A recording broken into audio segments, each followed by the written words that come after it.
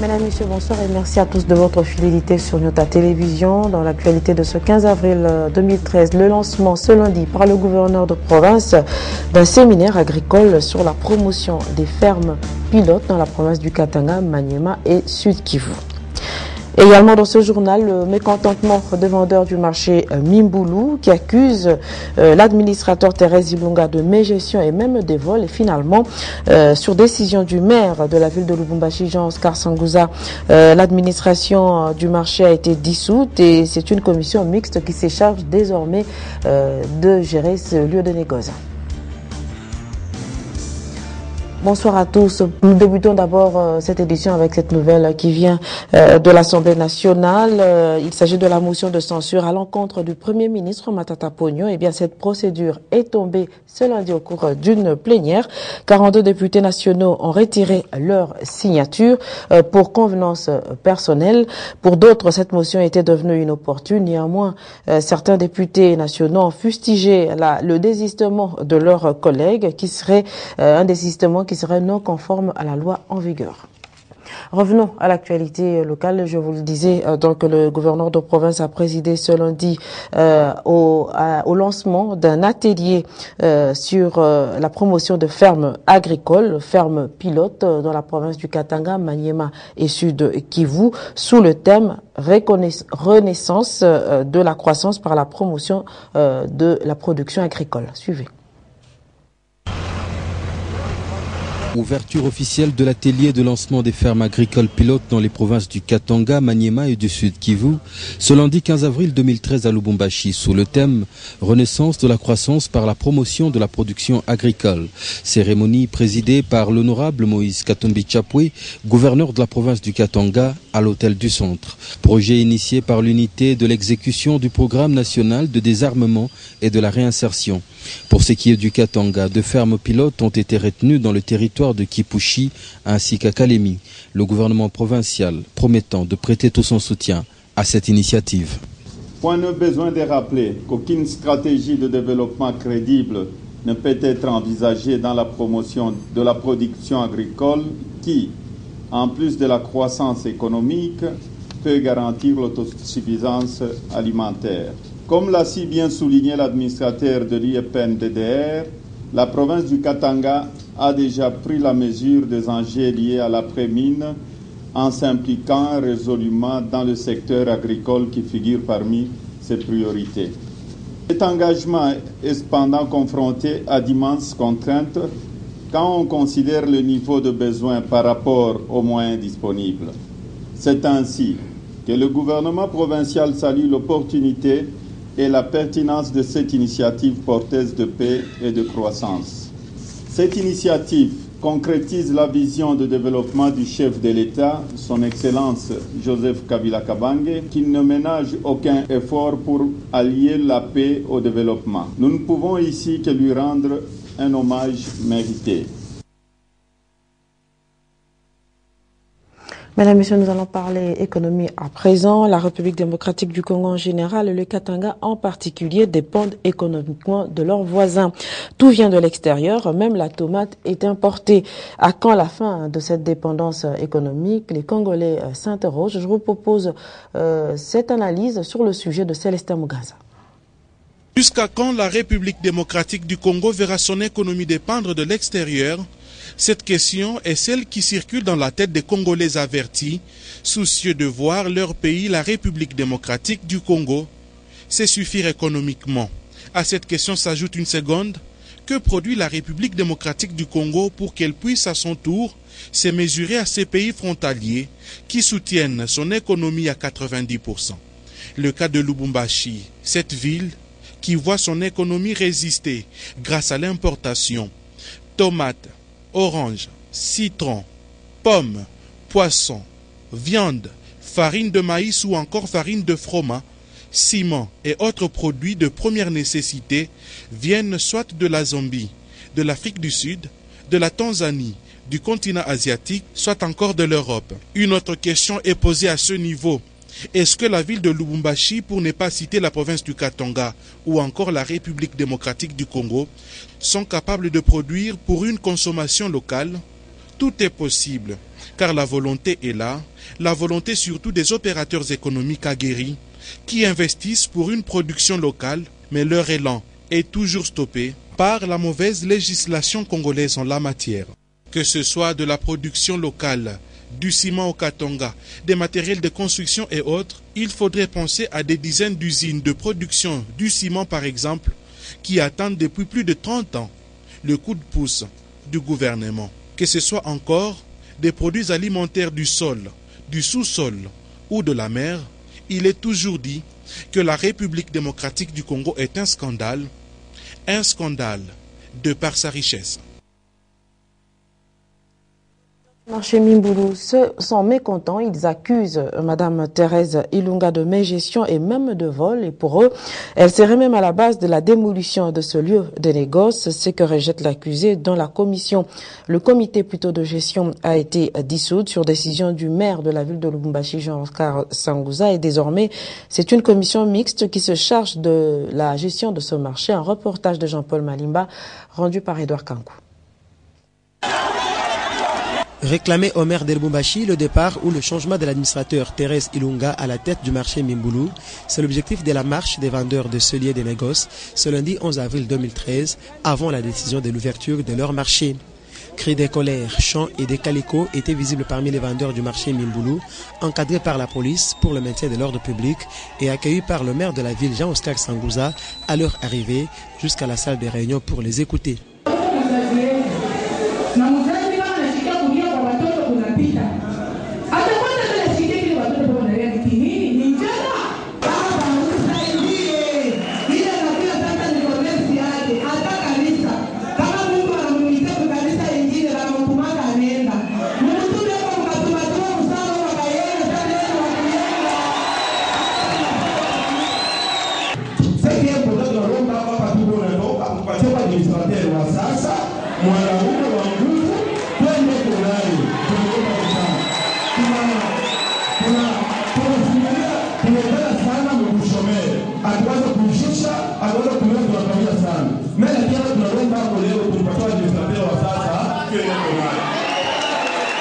Quant au maire de Lubumbashi, Jean-Oscar Sangouza Mutunda, après analyse des plaintes des vendeurs et vérification des faits, à partir de ce lundi 15 avril, le marché Mimbulu n'a plus d'administrateur ni de chef de rayon.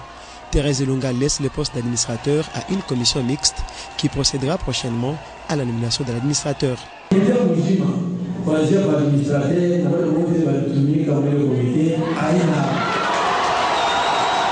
D'où la joie des vendeurs du marché Mimbulu olympique avant même l'annonce de l'arrêté urbain qui va fixer la date de l'ouverture de ce lieu de négoce.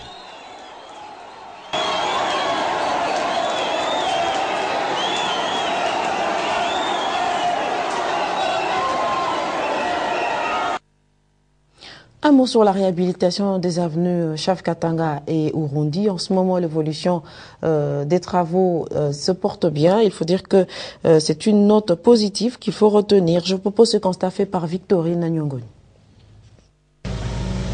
5 constats positifs faits ce lundi 15 avril 2013 sur les avenues Chef Katanga et Urundi de la commune Lubumbashi. Ces deux artères connaissent des travaux de réfection. D'abord sur l'avenue Chef Katanga, une partie est à la phase d'évacuation des anciens asphaltes. Une autre partie est à la phase de la couche de base. Les travaux prendront fin dans tout au plus 2 mois et ils sont exécutés par une entreprise de la place, sous financement du gouvernement provincial du Katanga dirigé par Moïse Katumbi Chapwe. Gouvernement ikunaonesha realite responsabilité yake kufatana na hivi mabalabala ikunenda na kushanje puisque Katanga hii ni superficie munene sana par rapport ya France. France iko naingia mu Katanga mishwe kama ni 80 fois, mais haiwezi kutengenezewa une fois pour toutes. Tukunaenda progressivement. Moizi wetu ekwako ile tukunachunga shie tukunasuete ni Mungu wa mbingu amuchunge. Puisque mu façon hivi tukunaenda nabyo tukunaona que plus tard dans 5 ans Katanga yote itakuwa na mabalabala iko bien asphalté na tutatembea shibote bien. Sur l'avenue Urundi, située derrière l'église orthodoxe, les travaux sont à la phase de la pose de la couche des bases. Puis s'en suivra l'asphaltage proprement dit. Et nous quittons Lubumbashi pour la ville de Kipushi où ce week-end, le courant électrique a été rétabli dans les quartiers Fonction et Kalumbeni. Pour rappel, la panne est survenue sur le transformateur de la cabine 4 et c'est donc un véritable soulagement pour ses habitants. Un reportage de Mami Hélène Kalilo, Lulumami. Après une semaine vécue dans le noir, le courant électrique vient d'être rétabli dans les quartiers Fonction et Kalumbeni dans la cité minière de Kipushi. La panne était localisée sur le câble 6600 volts de la cabine centrale de la dite cité. Et c'est la société commise à cette tâche qui a dépêché une équipe sur le lieu en vue de remédier la situation. Nous avons fait la réquisition, mais le matériel étant de l'avoir, comme nous sommes un peu loin de Lubumbashi, le matériel vient nous arriver ce matin. Et raison pour laquelle vous voyez nos techniciens sont arrivés, qui ont approuvé ce matériel et pour faire ce travail. Entre-temps, pour être ensemble avec les nôtres, pour qu'ils soient formés, de voir pour que prochainement, quand il y aura de tels cas, que nous puissions intervenir localement ici. Un motif de satisfaction pour la population de Kipushi. Si tunasikia mmefurahi sana kwa vile baturudisha moto tunafaa une semaine. Ça vile siku radio yetu donc baranza ku regret ba auditeur mbe ba regretter sana njoo atukwe na moto ba tupilize mbele pendant une semaine njoo tuna na moto tunasikia furaha sana vile tunakuwa na moto. Il s'y est de signaler qu'une partie du quartier Kalumbeni n'est pas éclairée pour cause le manque de lubrifiant dans le transformateur de la cabine numéro 5. La préparation de la retraite est une préoccupation pour les fonctionnaires des institutions ou des entreprises publiques. Edouard Kankou s'interroge sur le sujet et nous propose ce cas illustratif vécu à la division des anciens combattants. La préparation de la retraite ne semble pas préoccuper les fonctionnaires de l'État et cela a des conséquences fâcheuses quand on arrive à la fin de sa carrière professionnelle. Le fait de préparer sa retraite concerne tout le monde, ceux qui travaillent dans les institutions publiques, tout comme ceux qui œuvrent chez les privés. Le cas illustratif est l'actuelle situation à la division des anciens combattants où l'ancien chef de division, qui a servi l'État congolais depuis 1967, se retrouve terrassé par la maladie, voici maintenant 2 ans. Moi, je vais résumer mon propos dans 3 points. Le premier point, je voudrais d'abord montrer aux journalistes qui suis-je aux anciens combattants. Et je suis arrivé comment et à quelle période.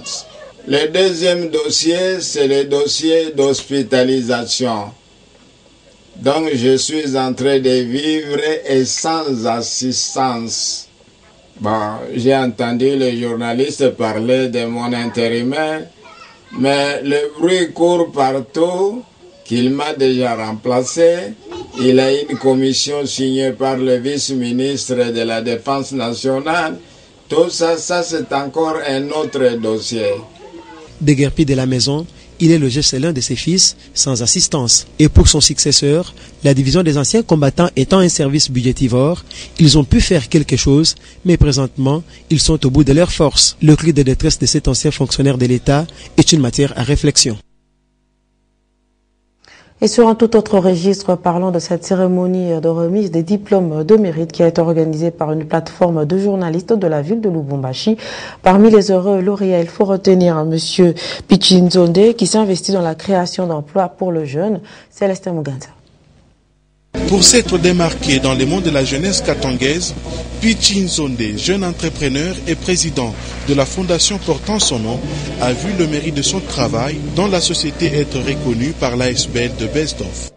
Je toujours dis ceci à la jeunesse, si tu ne sais pas qui tu es, on te traitera de ce que tu n'es pas.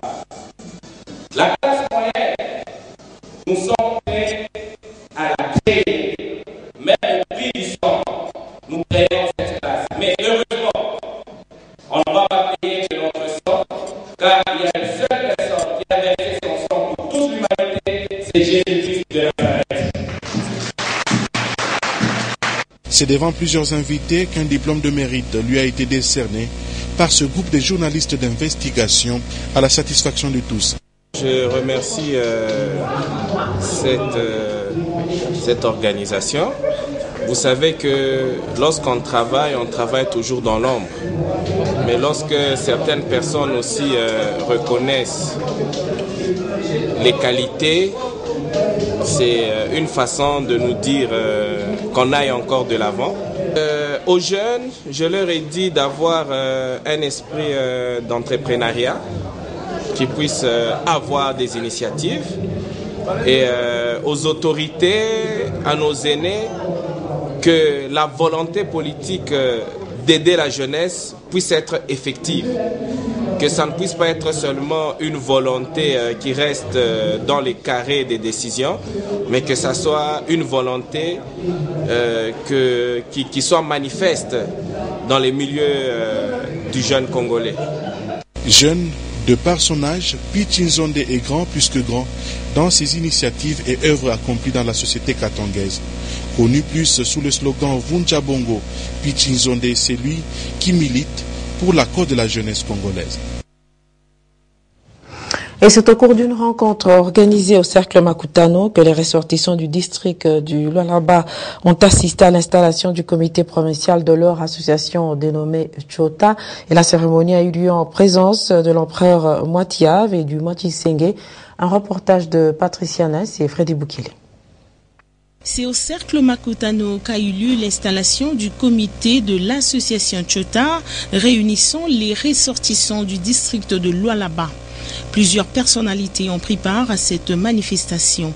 Le roi Moitiave et Moitisengue, représentant le pouvoir ancestral, ainsi que le vice-gouverneur, les députés, les membres du gouvernement provincial, les consuls et les députés. La structure sociale Chota est en son sein 5 tribus dont les Luena Louvale, Minungu, Koulivoie, Ndembo et Frère Di Assondef, ainsi que Divar, seront sous la conduite du président César Kalukuta, dont son comité a été officiellement installé avec les rites ancestraux du roi Moitiave et Moitisengue. Le président nouvellement installé a une grande mission. Le groupe des 5 qui a bien voulu me donner cette tâche a insisté et j'y veillerai personnellement pour que la cohésion entre nous soit effective et que nous puissions développer notre contrée.